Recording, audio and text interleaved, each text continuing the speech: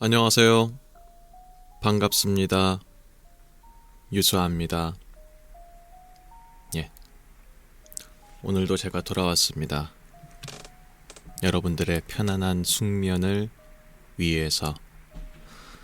네, 오늘은 또 오래간만에 괴담이나 도시전설이 아니고 Shower Thoughts로 돌아왔습니다. 무엇이냐? 샤워할 때 하는 쓸데없는 생각들이라는 겁니다. 예. 우리가 보통 샤워할 때는 뭐 일어났을 때, 자기 전에 뭐 이럴 때죠. 그래서 아무 생각이 없잖아요.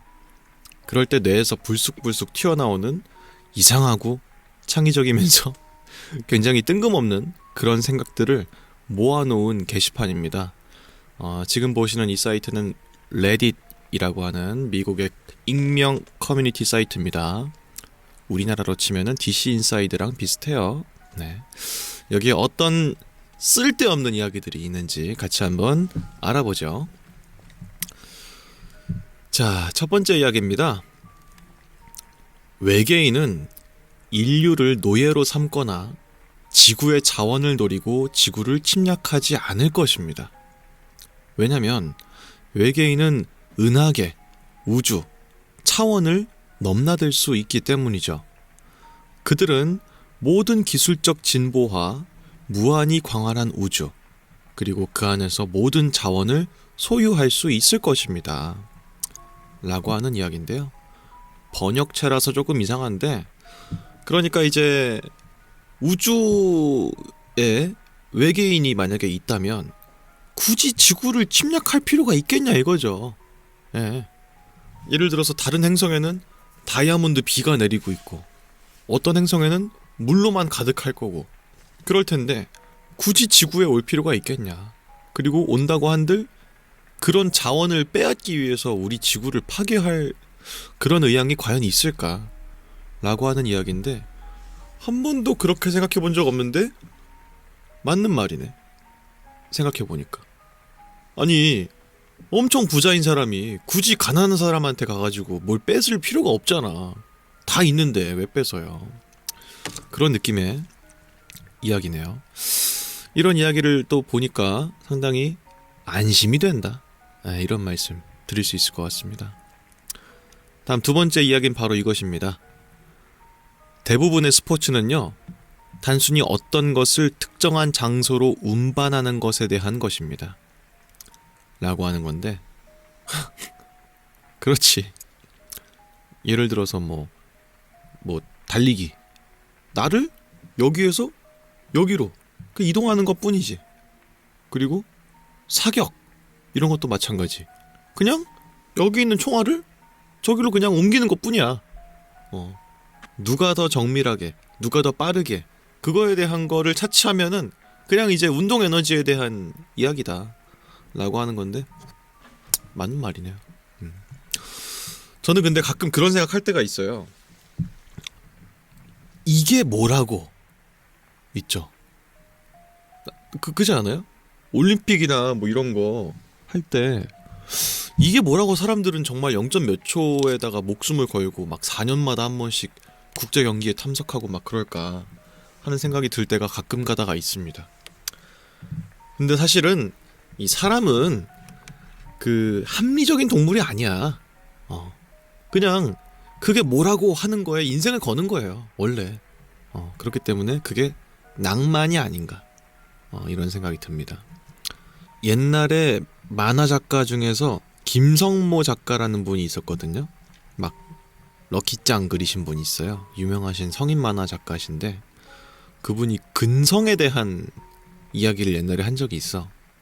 근성이란 무엇일까요? 이렇게 물어본 거죠. 왜냐면 그 작가님께서 그분의 작품에 근성에 대한 이야기를 되게 많이 하시거든. 근데 이제 그런 말씀 하셨습니다. 근성이라는 것은 내가 하고 싶은 것에 반대되는 것을 하는 게 근성이다. 누워있고 싶어 라는 생각이 들었을 때 그걸 이겨내고 일어나는 거, 그게 바로 근성이다. 그런 거거든요. 저는 개인적으로 낭만에 대해서 그렇게 생각합니다. 낭만이라는 것은 더 빨리 갈 수 있고 더 편하게 갈 수 있는 방법이 분명히 있음에도 그게 아닌 것을 택하는 게 낭만이다. 이런 생각합니다. 그렇기 때문에 인생은 낭만이 있어야죠. 효율적인 거랑은 상관이 없습니다.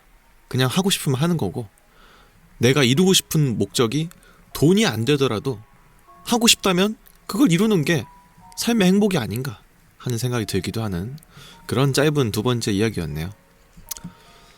다음 세 번째 이야기도 있습니다. 영화와 노래만큼 우리의 생각과 성격에 영향을 미치는 예술은 없습니다. 라고 하는데,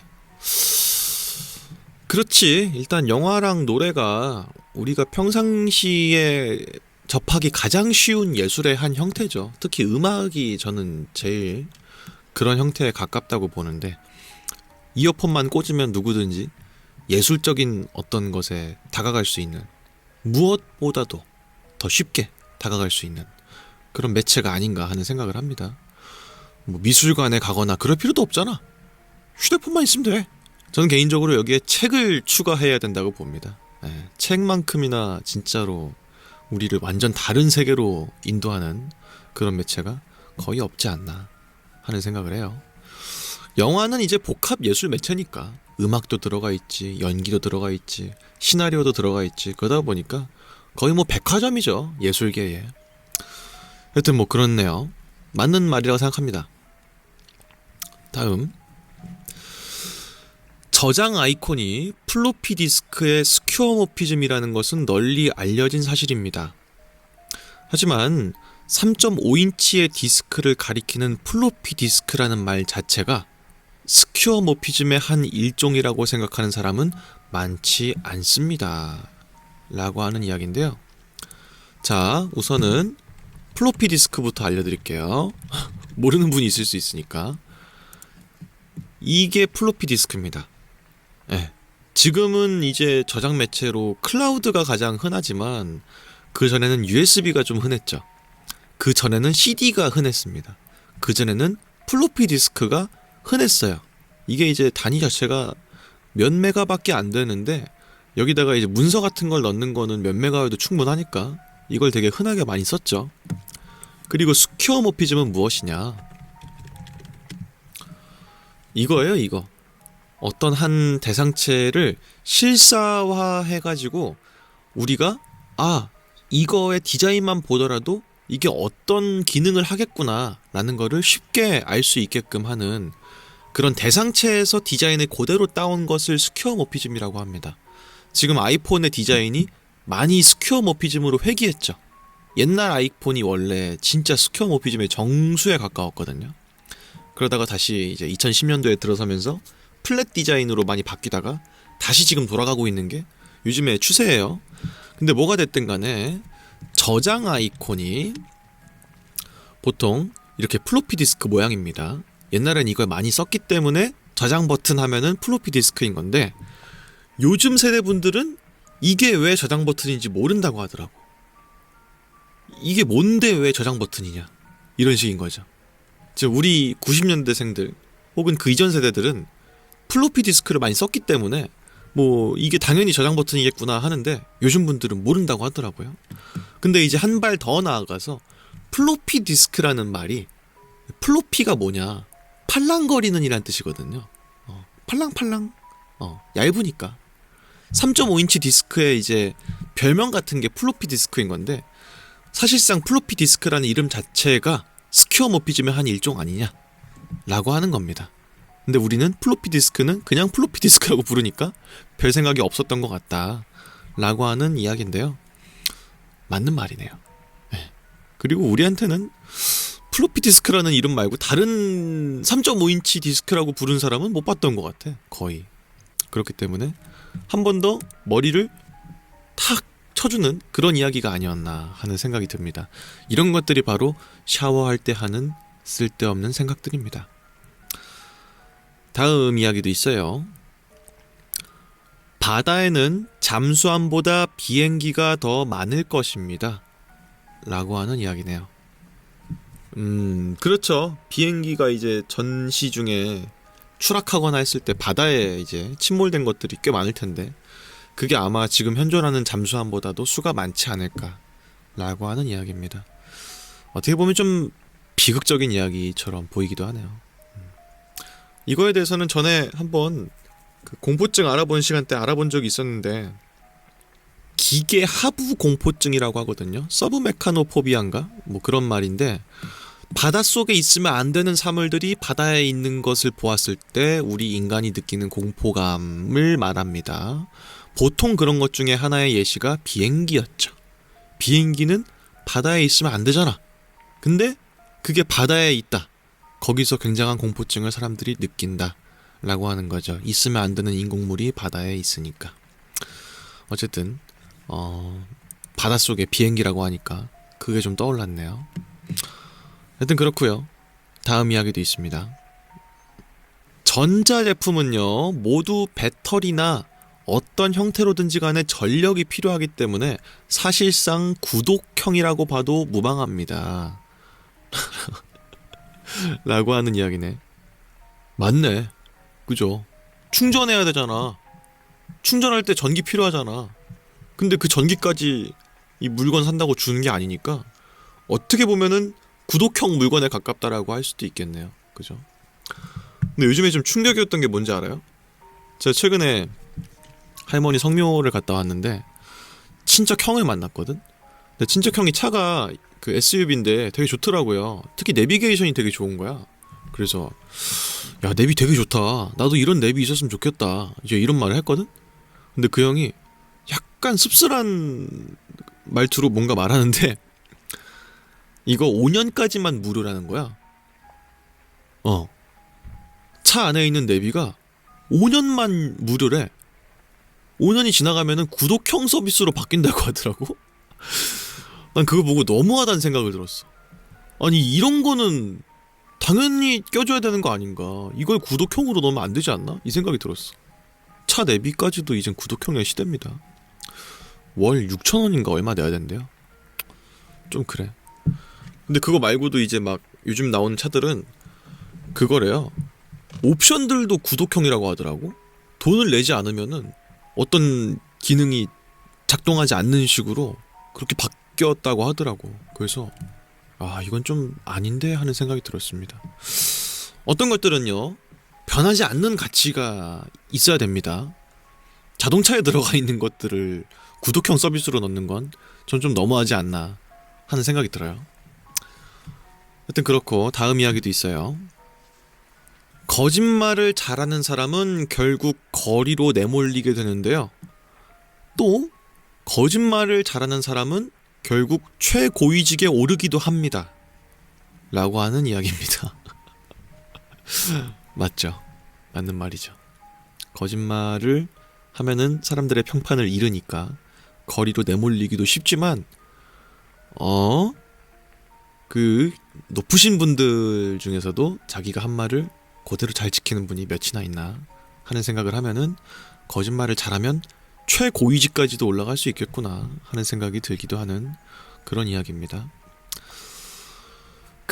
저는 있잖아요, 정치에 관심이 진짜 없는데요. 왜 관심이 없냐면요, 저는 뭐 좌파 우파 다 몰라요. 그냥 관심 자체가 없어. 관심 가져야 되는 건 아는데요, 누굴 찍어도 결과는 똑같았어요. 저는 뉴스 채널 보는 거 되게 좋아하거든요. 밥 먹을 때 항상 YTN 아니면 막 연합뉴스, KBS 뭐 이런 거 틀어놓고 봅니다. 항상. 예능을 제가 잘 안 봐가지고. 여튼 그렇게 틀면 항상 정치인들이 싸우는 걸 보여주는데, 청문회 비슷한 데에서 지들끼리 막 싸워요. 사과하세요! 막 이러면서 막 싸우고 막 그런다? 볼 때마다 웃겨 죽겠는 거야. 아니, 내가 지들끼리 싸우라고 뽑아놓은 게 아니잖아요. 국민들을 위해 싸우는 느낌이 아닌 거야.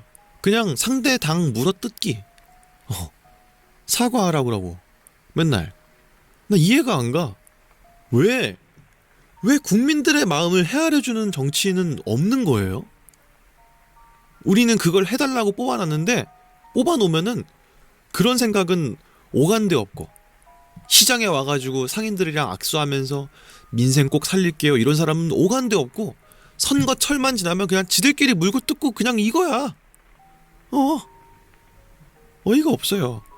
그걸 자꾸 한 30년 보니까 정치에 관심이 없어졌어요. 물론 정치에 관심이 있어야만 더 거짓말을 하는 사람들 거르고 뭐 이러겠지만 기본적으로 계속 반복돼 왔던 역사다 보니까 의지가 꺾였달까? 뭐 그런 느낌입니다. 하여튼간에 그런 씁쓸한 이야기였네요. 다음 이야기도 있어요. 식당에 가면 고기를 얼마나 오래 조리할지를 묻는 것은 자주 묻지만 야채를 얼마나 구울까요에 대한 질문은 단 한 번도 받은 적이 없습니다. 라고 하는 이야기입니다. 그쵸? 고기 굽기를 어떻게 해드릴까요? 이런 질문은 아주 흔하지만 야채를 얼마나 구워드릴까요? 웰던? 레어? 이런 분은 없으니까. 글쎄 식감의 차이가 아주 완연하게 차이가 나는 게 고기고 야채는 그렇지 않기 때문에 그런 게 아닐까요? 어쨌든 뭐 그런 생각이 드네요. 저는 그 고기 하니까 떠오르는 건데 요즘에 고기만 먹고 있거든요. 탄수화물을 끊었어요. 살이 너무 쪄가지고 살 좀 빼야 되겠다 싶어서 탄수화물 아예 안 먹습니다. 정제 탄수화물을 지금 끊은 지 한 2주일 정도 되는 것 같은데 미칠 것 같아요. 탄수화물이 최고예요. 제일 맛있어요. 말도 안 돼. 그러니까 탄수화물은 결국 당도 포함되는 이야기인데 당 끊고 탄수화물 끊으니까 인생에 재미가 없어. 어딜 갈 필요도 별로 없어요. 보통 우리가 어디 가면은 뭘 먹을 수 있기 때문에 가는 거잖아. 어디엔 뭐가 맛있지 뭐 이런 식이니까. 근데 먹는 거에 한계가 있으니까 어딜 가더라도 샐러디 뭐 이런 데만 가고 뭐 햄버거 집을 가더라도 감자튀김 안 먹고 뭐 이런 식이니까 그냥 의욕 자체가 없어. 삶의 재미가 한층 떨어졌습니다. 지금 제 표정을 보세요. 인생의 재미가 하나도 없는 사람의 표정이죠? 여튼간에 뭐 그런 이야기였습니다. 다음 이야기는 바로 이것입니다. 행복의 정점은 눈물이고요. 슬픔의 정점은 웃음입니다. 라고 하는 이야기인데요. 그러네. 맞다. 그치. 너무 행복하면은 이제 눈물이 나고 너무 슬프면 이제 그때는 이제 실소가 나오는 거죠. 이야, 이거 진짜 거의 철학이네. 근데 한 번도 저는 여태까지 너무 슬퍼서 웃어본 적도 없고 너무 기뻐서 울어본 적도 없습니다. 탄수화물을 끊었기 때문일까요? 잘은 모르겠네. 어쨌든 간에 언젠가는 너무 행복해서 눈물 날 정도로 웃어보고 싶다. 그런 말씀을 좀 드리고 싶네요. 다음 이야기도 있습니다. 연극에서 코미디는요, 비극을 빠르게 전개한 것으로 이해될 수 있다. 라고 하는 이야기입니다. 이거는 맞는 말이야. 네. 옛날에 찰리 채플린인가? 그분이 그런 말 하셨잖아. 인생은 가까이서 보면은 비극이고 멀리서 보면 희극이다. 그런 거 있잖아요. 그러니까 슬픔이라는 것이 결국은 거리감에 따라서 다를 수 있다라고 하는 건데 내 일이 아니게 되면 될수록 웃기게 된다는 거죠. 근데 코미디를 한번 생각해 봤을 때 그냥 슬픈 것을 빠르게 돌리는 거야. 누가 바나나 껍질을 밟고 넘어져서 아파한다. 이걸 천천히 보면 비극이죠. 근데 빨리 보면 웃긴 거거든요. 그렇기 때문에 맞는 말인 것 같다. 제가 옛날에 사회인 연극단 활동을 할 때 했던 연극 중에 하나가 라이어라고 하는 연극인데요. 그 되게 유명한 연극이라서 모르는 분이 없을 거라 생각합니다만 어쨌든 거의 비극 그 자체야. 그것도 코미디인데 비극이야. 뭐냐면 남자 주인공이 택시 운전사예요. 택시 운전사. 근데 택시 운전사는 밤낮 없이 일하잖아요. 그 특성을 살려가지고 이 남자가 두 집 살림을 하는 거야. 이쪽에서도 와이프가 있고 저쪽에서도 와이프가 있고 그런 거죠. 그래서 A라는 집에서 있을 때는 B의 집에다가는 일하고 올게 라고 하고 B라는 집에 있을 때는 A라는 집에다가 일하고 올게 이런 식으로 해가지고 계속 왔다 갔다 하면서 바람 피는 내용인 거야. 그러다가 어느 날에 어떤 할머니가 어떤 강도를 만나가지고 막 돈을 뺏길 위험에 처했어. 근데 이 택시 기사가 불의를 못 참는 성격이라서 그거를 이제 말린 거지. 그러다가 강도한테 두들겨 맞고 정신을 잃게 돼요. 그래서 이제 병원에 실려가게 되죠. 근데 이제 문제가 뭐냐면은 양쪽 여자들, 그러니까 A 집안, B 집안, 여기다가 병원이 다 알려버린 거야. 전화번호부에 있는 그냥 그것만 가지고 이제 친인척인가 보다 해가지고 병원에서 연락을 다 보낸 거야. 양쪽에다가. 그러면서 이제 일이 꼬이는 일이거든요. 계속 거짓말하는 거야, 주인공이. A라는 집에 가서 당장 들킬 것 같은 거짓말, 임시 방편의 거짓말 또 하고, B라는 집에 가서 또 거짓말하고, 이러면서 거짓말이 점점 커지면서 완전 산으로 가는 내용이거든요. 근데 그게 템포가 굉장히 빨라요. 분량도 한 90페이지 돼. 대본으로 봤을 때. 제가 그때 주인공 역할을 해가지고 그 90페이지를 다 읽어가지고 했었는데, 심지어 구독자분께서도 오신 분이 있어요, 그걸 보러. 그래서 아실 텐데 진짜 빠르고 진짜 웃기고 그런 내용이거든요. 근데 그거를 만약에 톤 다운해서 굉장히 천천히 보여주면 비극 그 자체야. 첩첩산중의 비극 그 자체예요. 근데 그걸 빨리 했기 때문에 웃긴 거죠. 그렇기 때문에 이거는 완전히 맞는 말이다 라는 생각이 들어요. 어쨌든 다른 이야기도 있습니다. 만약에 우연이 전혀 일어나지 않는다면 그게 가장 큰 우연일 겁니다 라고 하는 건데요. 그러니까 이제 우연하게 일어난다 뭐 이런 게 있지 않습니까? 그렇게 우연하게 일어날 확률은 굉장히 적은 확률일 텐데, 우연히도 일어나지 않을 확률은 그야말로 굉장히 큰 우연이 아닐까라고 하는 이야기네요. 이것도 공감이 되는 게, 옛날에 이제 돌아가신 신해철 님께서 하신 그 마지막 특강 있거든요. 생전에 하신 마지막 특강 영상이 있어요. 거기에 운에 대한 이야기가 나옵니다. 내가 하고 싶은 것을 열심히 노력해도 운이 따라주지 않으면 소용이 없다. 혹자는 그렇게 말한다. 운을 키우기 위해서 내가 열심히 노력하는 거 아니냐. 하지만 신해철 씨는 그렇게 말씀하십니다. 그 운이 나한테 떨어질 확률은 키울 수 없다. 왜냐면 그 떨어질 확률 자체가 운이기 때문에.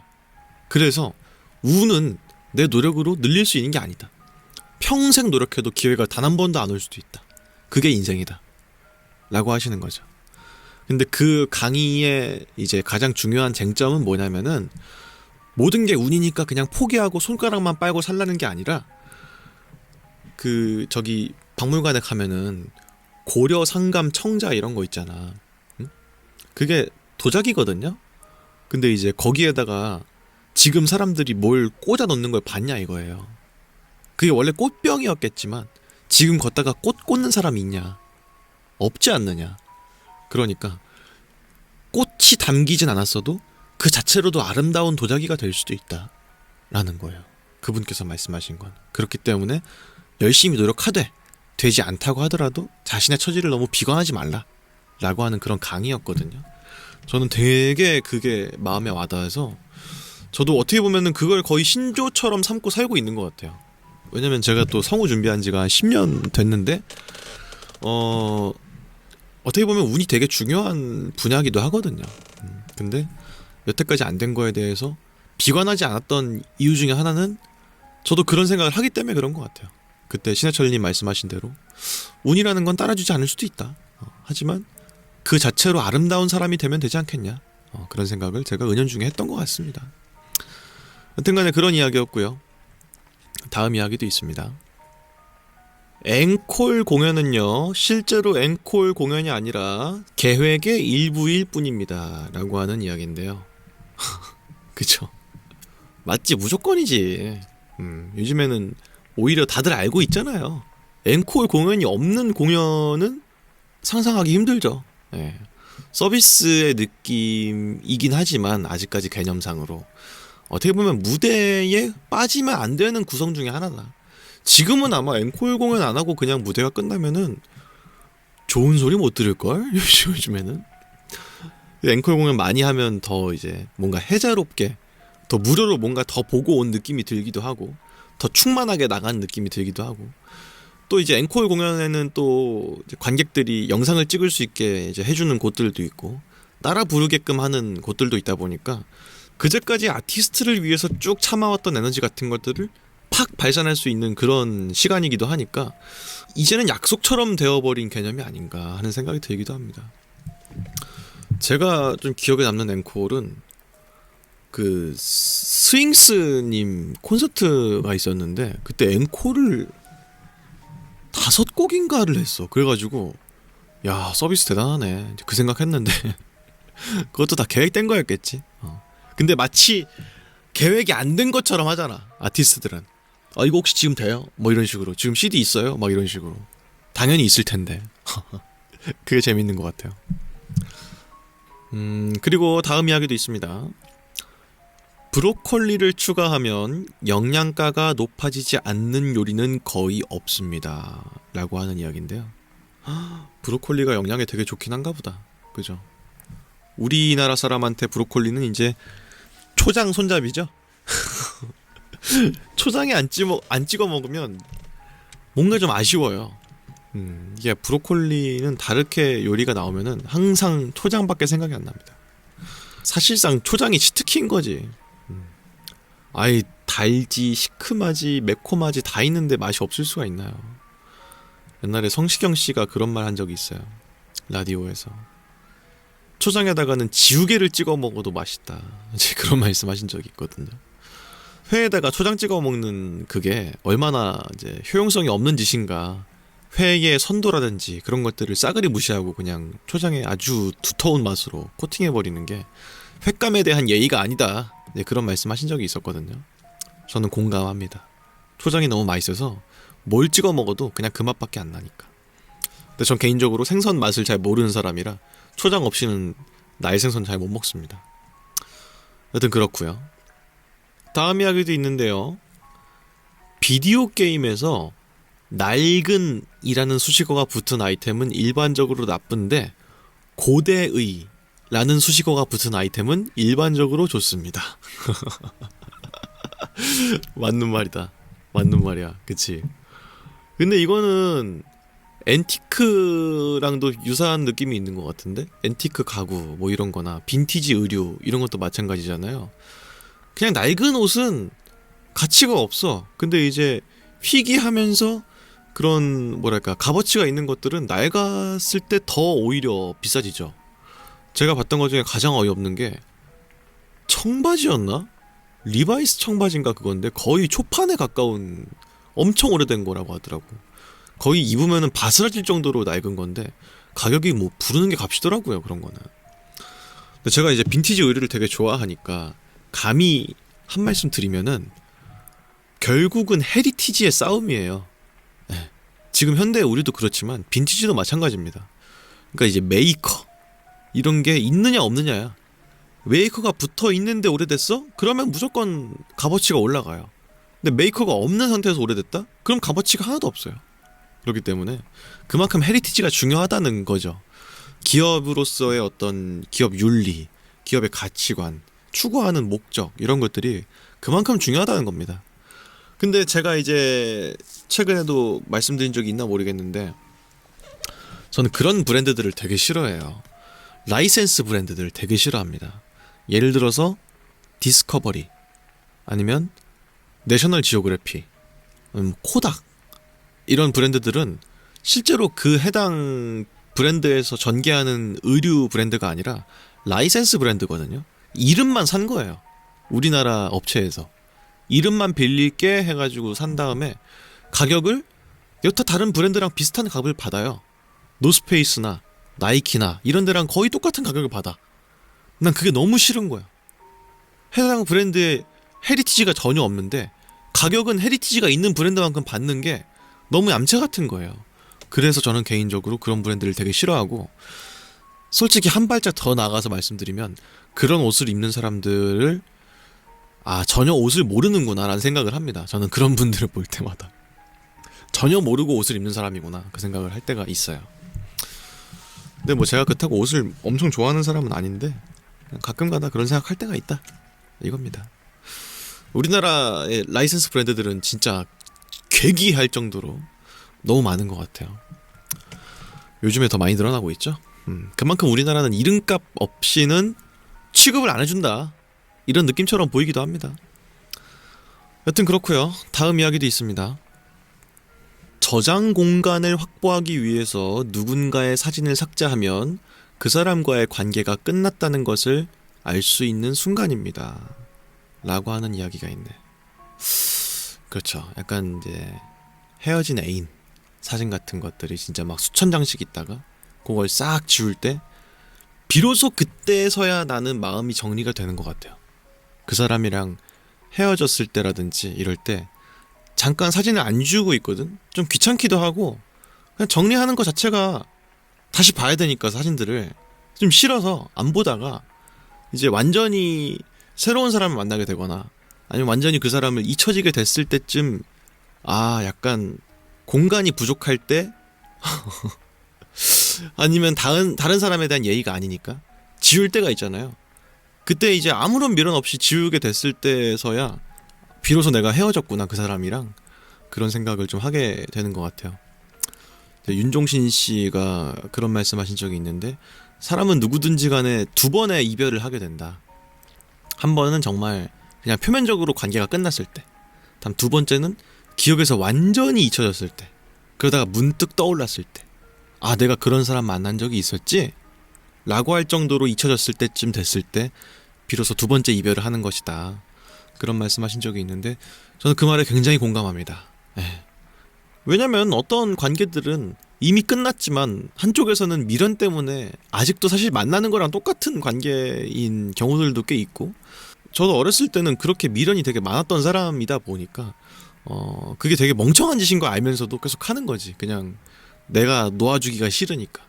근데 나이가 들면서 더 느끼는 건데 정말 좋아할 때 놓아주는 것도 사랑이구나라는 거를 되게 모순적이고 멋들어진 말이라 생각했는데 이젠 알겠더라고요.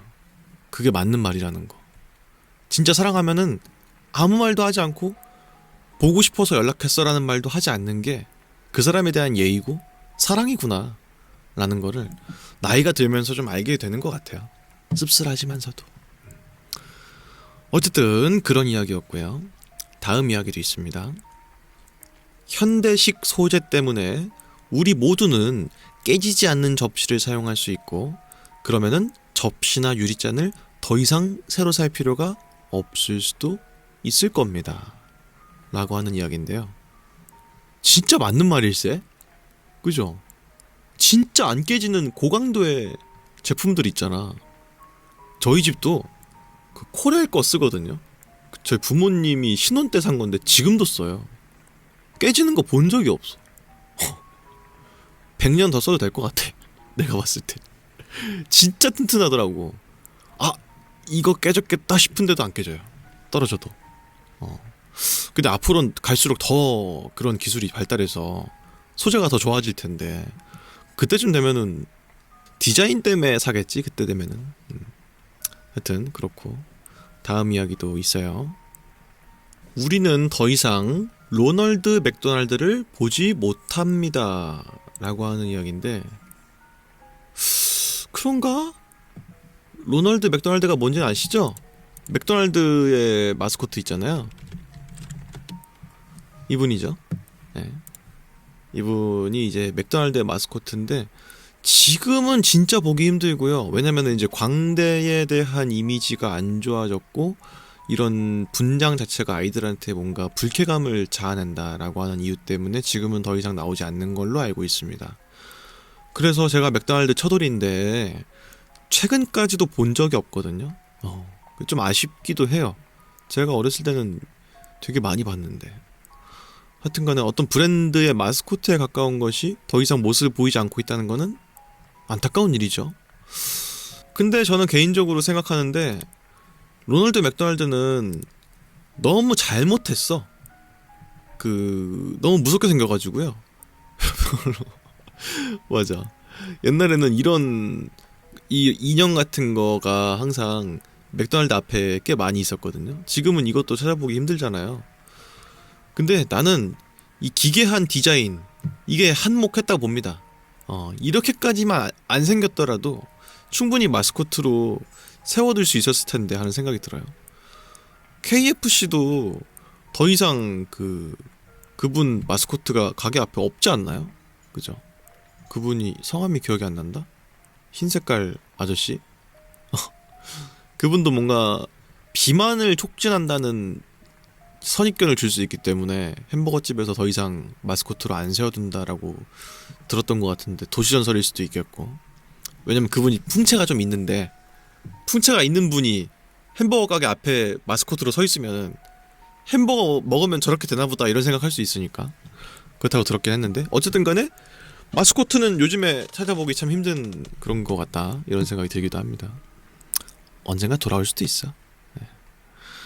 하여튼 그렇고, 다음 이야기도 있습니다. 오픈카를 운전하는 사람들에게는 운전 중에 세계에서 똥을 맞을 확률이 0%보다 높습니다. 라고 하는 거죠. 그치. 차가 이제 오픈되지 않은 차에 비해서 오픈카를 운전하는 사람들은 이 새똥 맞을 확률이 있겠죠. 아, 내가 이럴 줄 알고 오픈카 안 샀잖아. 새똥 맞을까봐. 웃긴다. 아, 근데 이거 진짜 맞는 말인 것 같은 게, 제가 가끔 주차를 좀 자주 하는 데가 있는데 거기 새똥이 꽤 많이 맞아요. 가끔 가다가. 안 맞을 땐 전혀 안 맞는데 가끔 가다가 엄청 맞아 있을 때가 있어. 그럼 들어갈 때 어쩔 수 없이 이제 세차를 꼭 하고 들어가는데, 이제 오픈카도 종류가 두 종류잖아요. 하나는 이제 그냥 일반적인 차체처럼 되어 있는 건데, 다른 하나는 이제 패브릭 소재로 되어 있는 그런 거잖아. 새똥이 참 잘 안 지워지겠죠? 그러면은 그분들은 진짜 운전하기 힘들 것 같아. 마음 놓고 주차를 못 할 것 같아. 그렇지 않습니까? 이래가지고 오픈카 사면 안 되는 거야. 아, 오픈카 안 사야 되겠다. 앞으로 평생 안 사야 되겠다. 아, 그죠? 어쨌든 다음 이야기도 있어요. 30년 전만 해도 커피숍에서 혼잣말을 하는 거는 미친 짓으로 여겨졌습니다. 근데 요즘 사람들은 그냥 전화 통화 중이라고 생각하고 그 이상으로는 생각하지 않습니다. 라고 하는 건데, 진짜 맞는 말이야. 진짜 맞는 말이야. 왜냐면은 제가 에어팟 처음 나왔을 때가 아직도 기억이 나요. 그때가 제가 이제 복학하고 얼마 안 됐을 때였는데 2018년? 이때였던 것 같아. 군대 제대하고, 2017년이다. 그때가 에어팟 처음 나왔을 때였거든요. 그때 이제 얼리 어답터인 사람들이 하나둘씩 그 무선 이어폰을 사기 시작했어. 그러다 보니까 대학교에서 전화하고 있는데 그냥 보기에는 허공에다가 떠들고 있는 것처럼 들리는 거야. 그래서 뭐야? 이랬는데 나중에 보니까 귀에 뭐 꽂고 있구나 이러면서 이제 알았거든요. 근데 지금은 너무 흔해가지고 아무 생각이 없었는데, 그 당시만 해도 진짜 이상했어요. 무선 이어폰 꽂고 전화하는 게 되게 이상한 것처럼 보였어. 지금은 진짜 아무렇지도 않죠. 당연히 그럴 거라 생각하니까. 그전엔 되게 진짜 웃겼던 것 같아요. 이어폰 줄을 막 이렇게 귀에다 꽂아가지고 입술에다 연결해가지고 막 전화하고 막 그랬잖아, 옛날에는. 팔 아프니까. 진짜 시대가 많이 좋아진 거야. 진짜로. 나는 무선 이어폰이라는 게 나올 거라고는 생각을 아예 못했어. 예. 옛날에 이제 어렸을 때 잘 때 그 영어 테이프 같은 거 틀어놓으면은 무의식 중에 영어가 귀에 들려서 되게 영어 교육에 좋다는 말이 있었어요. 지금도 그런 게 있는지 모르겠어. 그래서 테이프를 항상 틀어놓고 잤거든요, 어렸을 때.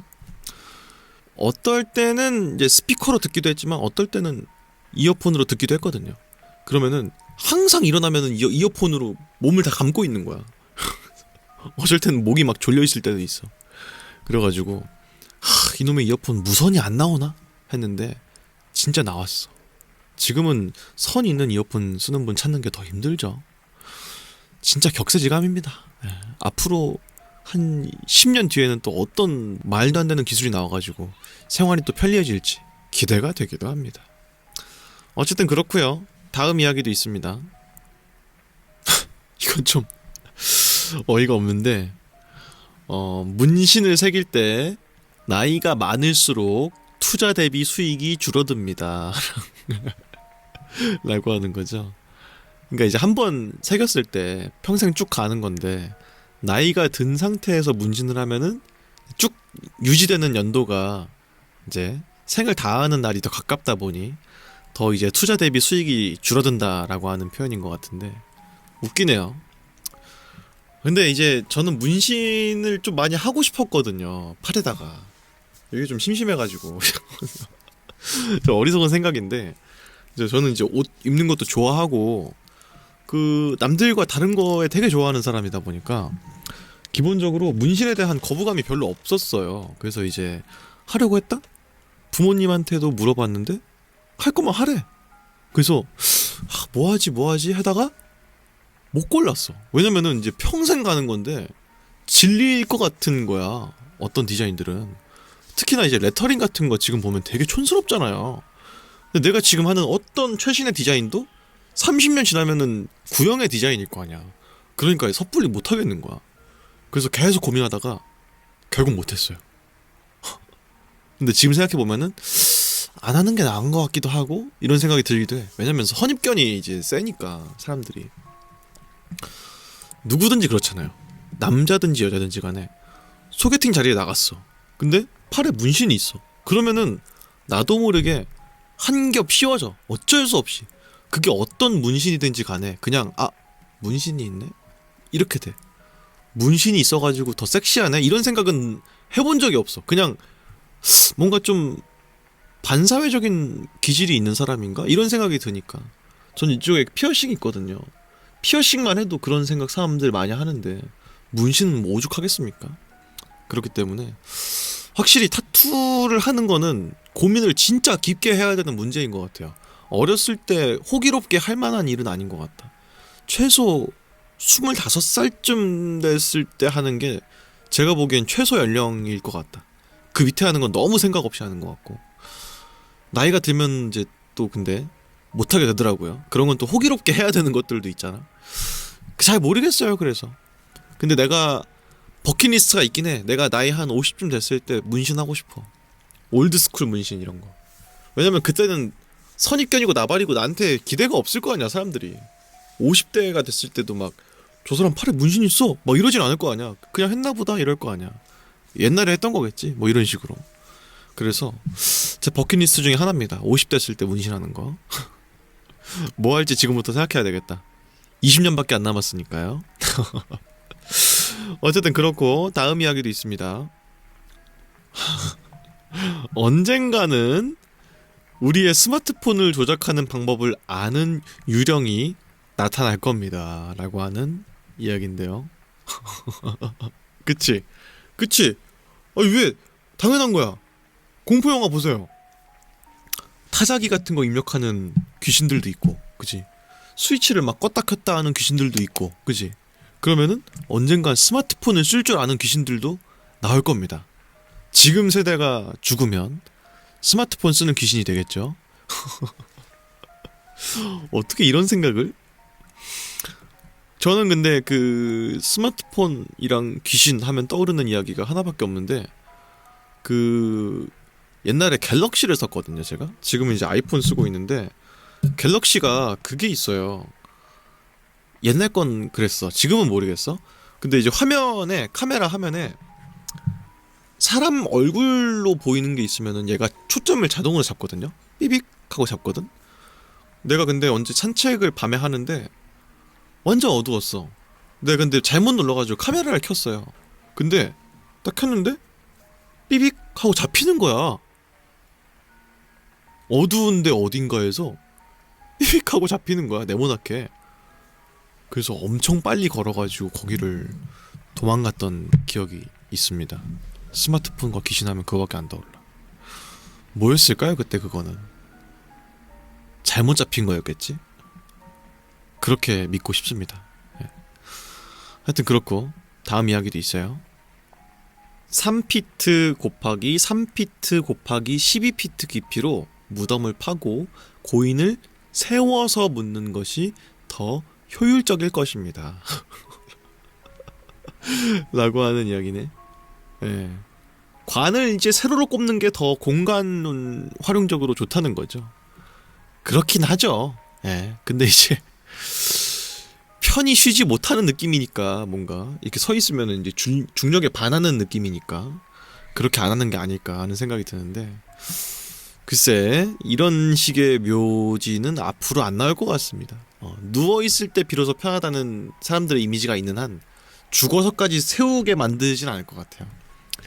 근데 요즘엔 또 이제 진짜로 묻는 것보다는 화장을 좀 많이 하니까 납골당 같은 걸 많이 또 안치하고 뭐 그러니까 이런 것들도 이제 옛말이죠. 예. 최근에 이제 저희 할머니가 작년에 돌아가셨기 때문에 납골당에다가 이제 안치를 해드렸는데 처음 갔다 왔거든요. 추석 때 이제 뵈러 간 건 또 처음이었어요. 갔는데 너무 빽빽하게 너무 많은 거야. 납골되어 있는 그것들이. 그래서 좀 기묘했어. 왜냐면 옛날에 이제 친가 쪽 할머니 할아버지 묘지에 갔을 때는 그때는 이제 일반적인 이제 산에 있는 묘지였거든요. 벌초 같은 거 하고 막 그런 거였는데 그때는 할머니 할아버지가 잘 쉬고 계신다는 생각이 들었는데 납골당에 가서 할머니를 뵈니까 느낌이 좀 이상하더라고요. 너무 좁고 너무 공간 효율적이고 그래서 편치 않으실 것 같다는 생각이 좀 들기도 하는 그런 경험을 했습니다. 그래서 납골당에 안치하는 거 별로 안 좋은 일인 것 같아요.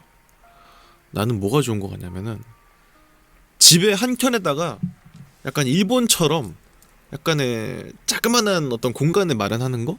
난 그런 게 좋아 보여. 그냥 뭔가 납골당은 좀 되게 좀 안 좋은 것 같았어요. 사무적이었어.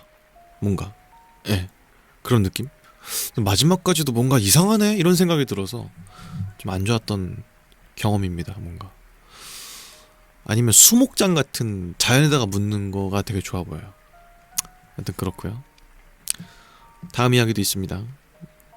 삶의 의미에 대해서 생각할 때 삶의 다양한 측면은 사소해 보입니다. 하지만 삶의 다양한 측면에 대해서 생각할 때 삶의 의미는 사소해 보입니다. 라고 하는 이야기인데 맞는 말인 것 같아요. 네, 그러니까 이 인생이라는 거에다가 의미를 부여하자면 엄청나게 부여할 수 있는데 반대로 단순하게 생각하면은 그냥 먹고 살자고 하는 짓이야. 나 좋자고 사는 거고 언젠가 죽을 거고 이런 생각을 하면은 별게 아니더라고요. 근데 이걸 언제쯤 세게 느꼈냐면은 최근인데 제가 이제 성우 준비를 하면서 이제 일을 여태까지 해왔거든요. 근데 좀 제대로 된 일을 한 적은 거의 없고 뭐 서비스업에서 파트타임 일을 하거나 서비스업에서 직원으로 일하거나 뭐 그런 것들이었거든요.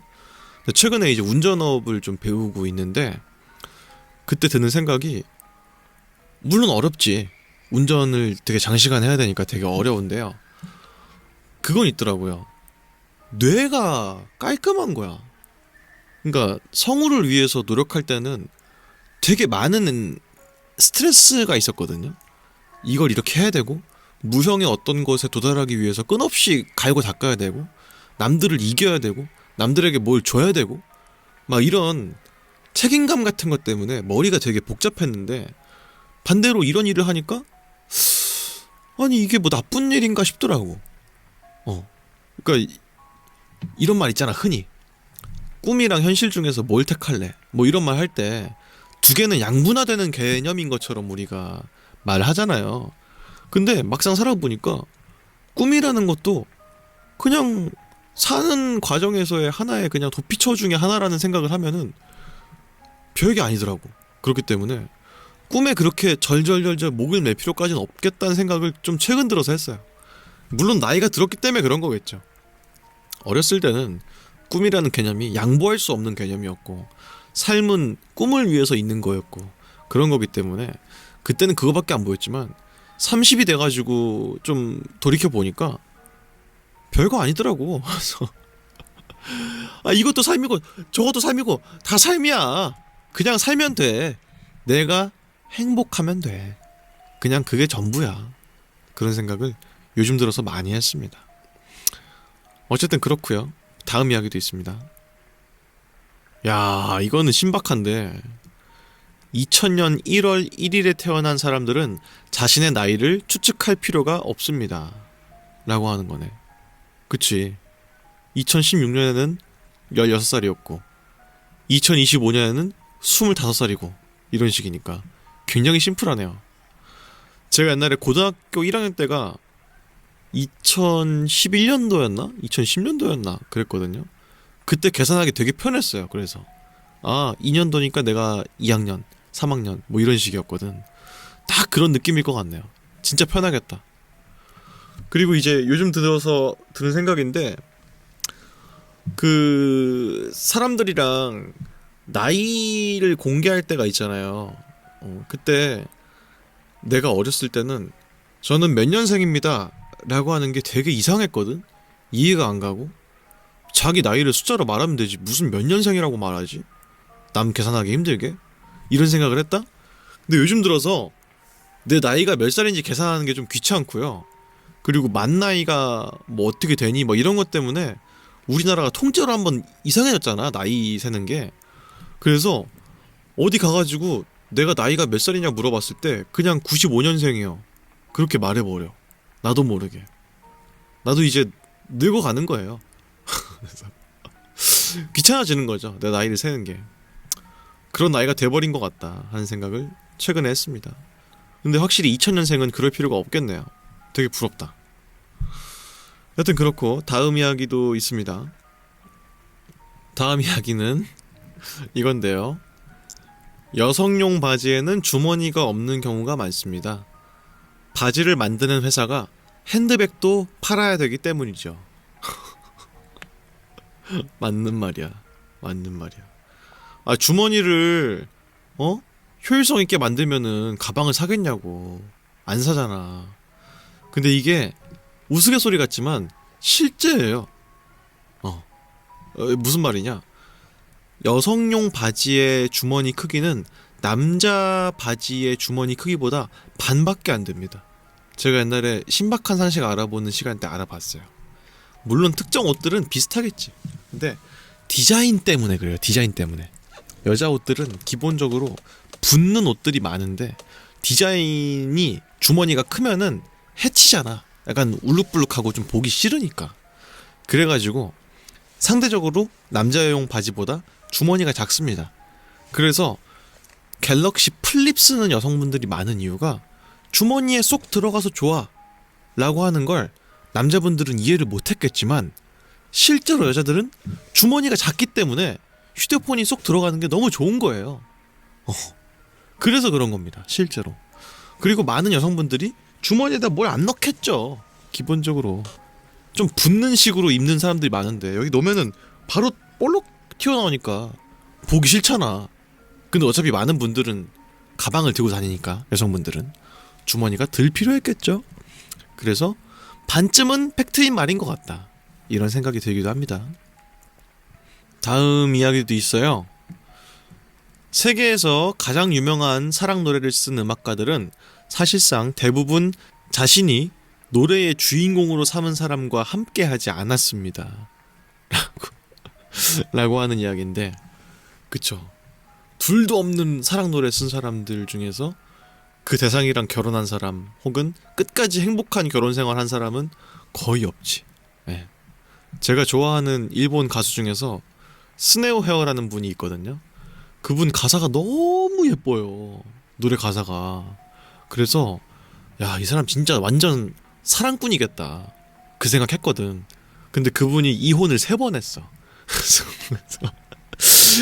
그래가지고 현실이랑 꿈은 다르다, 그 생각을 그때 좀 크게 했던 것 같습니다. 어쩔 수가 없지. 사람들을 기분 좋게 해주는 노래를 만드는 거랑 자기 인생이랑 다르잖아. 자기 사랑에 뛰어난 사람이 몇이나 있어요. 남의 사랑 참견은 잘하지만 자기 사랑은 못하는 게 기본적인 사람의 특성이다 보니까 그럴 수밖에 없을 것 같아요. 여튼 그렇고, 다음 이야기도 있어요. 미국에서는 사람들이 흔치 않고 흥미롭기 때문에 2달러 지폐를 쓰지 않는데, 아마도 그렇기 때문에 결코 쓰이지 않는 2달러가 엄청나게 많을 것입니다 라고 하는 이야기인데요. 이거 공감돼요. 네. 그러니까 이제 달러가 1달러, 5달러, 10달러, 20달러, 50달러, 100달러 이렇게 있거든요. 근데 제가 미군 부대에서 1년 넘게 일했는데 2달러 지폐를 한 번 봤어요. 한 번. 딱 한 번 봤어. 그 정도로 희귀해. 그리고 저희 집에도 제 저기 책상에다가 2달러 지폐가 하나 있거든요. 저희 아버지가 주셔가지고 가지고 있는데 그게 약간 좀 행운의 상징? 뭐 이런 거야. 그래가지고 그냥 저도 보관하고 있는 게 하나 있으니까 그런 느낌으로 엄청 많이 사람들이 갖고 있지 않을까. 액자에다가 보관해놓고 뭐 이런 식으로. 그런 이야기네요. 그런 거 같아요. 근데 왜 있는 거야? 2달러 지폐는? 이게 무슨 기념 주화겠지? 그러니까 흔하지 않은 거겠지? 자, 행운의 2달러가 왜 행운의 2달러냐? 보통 국내에서 행운의 상징으로 여겨지고 있는데 미국 현지에서 1976년부터 96년까지 20년 동안 발행이 중단됐었대. 그래서 구하기가 되게 힘든 지폐였대요. 그러다 보니까 행운의 지폐다. 그런 별칭이 있나 봐요. 근데 이제 2달러라는 이 지폐가 되게 애매모호하잖아. 1달러랑 거의 유사한 값어치다 보니까 생산량 자체가 되게 적은가 봐요. 그러다 보니까 약간 희귀한 화폐다 뭐 이런 식으로 뭐 사람들이 부르고 있는 것 같은데 사실은 미국 은행에 가서 2달러 지폐를 바꿔달라고 하면 바꿔준대요. 그렇기 때문에 구하는 것은 사실상 쉽지만 일상생활에서 진짜로 이걸 쓰는 사람은 찾기가 굉장히 힘들다라고 하는 부연 설명이 있네요. 여튼간에 그렇습니다. 저도 실제로 본 적이 거의 없는 지폐 중에 하나라서 실제로 쓰이고 있는 돈보다 안 쓰이고 있는 돈의 양이 훨씬 많은 지폐가 아닐까 하는 생각이 드는 그런 이야기였습니다. 다음 이야기도 있습니다. CGI는요 눈에 띄지 않을 때 가장 효과적입니다 라고 하는 이야기인데 컴퓨터 그래픽은 그치 눈에 띄지 않을 때 가장 잘 구현됐다라고 할 수 있는 거지. 티가 나면은 저 컴퓨터 그래픽이네 이렇게 되니까. 근데 마찬가지로 사실 모든 분야가 그래요. 뭘 했다고 티를 내면은 다 되게 짜쳐요. 화장도 원래 한 듯 안 한 듯 연하게 하는 게 정말 잘한 화장입니다. 옷도 마찬가지. 꾸민 듯 안 꾸민 듯. 이게 사실 제일 윗단계거든. 연기도 마찬가지예요. 그냥 평범하게 일상 대화처럼 해주세요. 이게 제일 어려운 거야. 근데 이제 시키는 사람들은 모르거든. 이걸 왜 오히려 더 멋을 내려고 하지? 이런 생각을 하는데 하는 사람들은 그게 더 힘든 거거든 원래. 그렇기 때문에 컴퓨터 그래픽도 눈에 띄지 않을 때 가장 좋은 컴퓨터 그래픽이라고 할 수가 있겠죠. 다음 이야기도 있습니다. 오늘의 마지막 이야기인데요. 짧고 강력합니다. 돌은 버릴 수가 없고요. 옮길 수만 있습니다. 그치. 돌은 일단 쓰레기통에다 버릴 순 없고 당연히 밖에다가 버리는 건데 밖에다 버리면은 원래 돌이 있던 곳이니까 과연 이게 버렸다고 할 수 있는 건지 그냥 위치가 바뀌었다고 밖에 할 수 없는 게 아닌지 하는 생각이 드는 짧은 생각이네요. 이렇게 해서 1시간 정도 정말 생산적이지 않고 쓸데없는 이야기를 떠들어 봤는데요. 예. 간혹 가다가 하는 시간이었는데 제가 좀 잊고 살다가 맞다 이런 거 했었지 하면서 제가 또 오랜만에 꺼내가지고 왔습니다. 여러분들에게 또 모쪼록이나마 유익한 시간이 됐으면 좋겠는데 컨텐츠가 유익하지가 않아서 그런 시간이 될 수 있을지는 잘 모르겠는 그런 이야기였습니다. 어쨌든 간에 저는 다음에 또 흥미롭고 재밌고 기괴한 이야기로 돌아오도록 하겠습니다. 지금까지 저는 유서였습니다. 그러면은 다음 시간에 또 뵙죠.